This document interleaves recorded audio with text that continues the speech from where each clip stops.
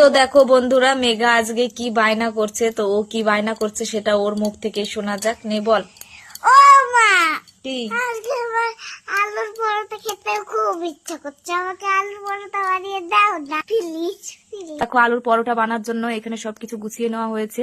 তো আটার মধ্যে এখন আলুর পুরটা ভরা হচ্ছে। তো এরপরে পরোটা বানানো হবে। মেঘা, তুমি আলুর পরোটা খাবা?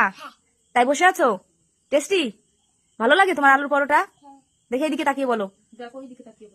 আলুর পরোটা ভালো লাগে? তো এই দেখো, মেঘা একা একাই পরোটা বানাচ্ছে। কিসের পরোটা বানাচ্ছো?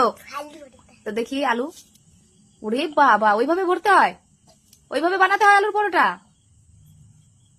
ওয়াও, বাহ। বন্ধুরা কেমন আছে বন্ধুরা? তো এই যে দেখো, আমাদের আলুর পরোটা বানানো শুরু করে দিয়েছি।